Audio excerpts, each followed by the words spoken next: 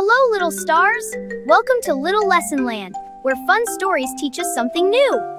Long ago, in a quiet countryside village, there lived a hard-working farmer named Kara. She owned a small patch of dry land beside an old village church. The soil was tough, the sun was hot, the work was never ending. But Kara never complained.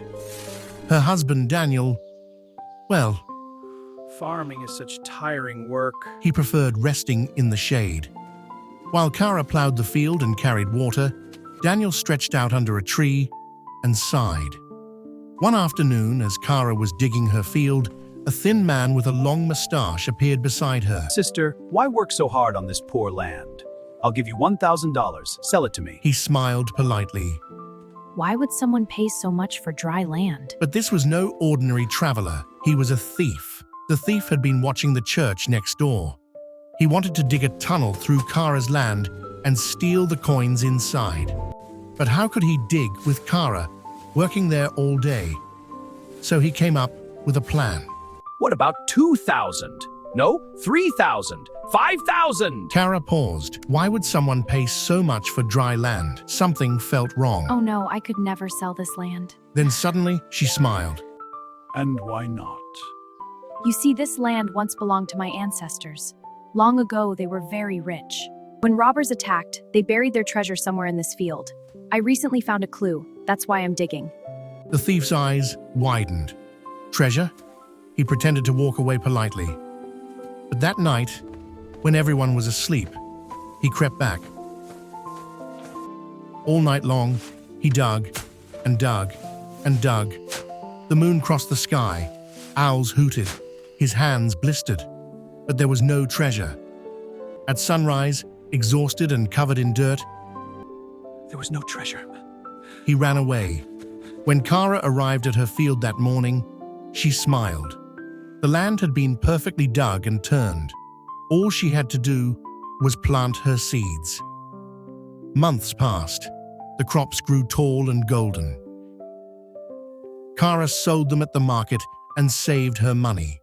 Soon, she even bought herself a little jewelry. The thief, however, was furious. He had been fooled. So he returned, May I stay the night? this time disguised as a traveler. Daniel agreed immediately. But Kara recognized him at once.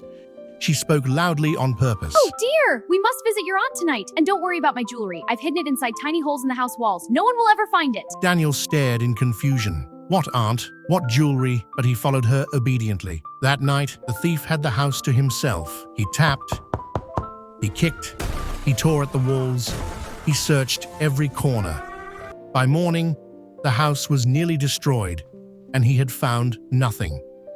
When Kara returned, Oh no, our house! Daniel gasped at the ruined home. But Kara laughed. Don't worry. Now we don't need workers to tear it down. The village admired Kara's cleverness, but the thief still hadn't learned. One final time, he returned, dressed as a bracelet seller. Kara spotted him immediately.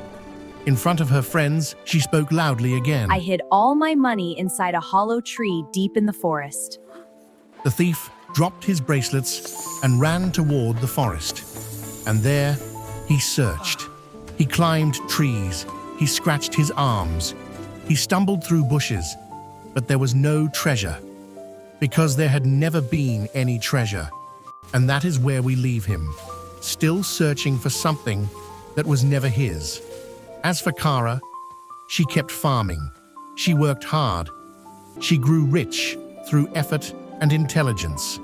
Even Daniel finally stopped being lazy and helped her, because in the end, hard work builds real wealth, and greed only builds trouble.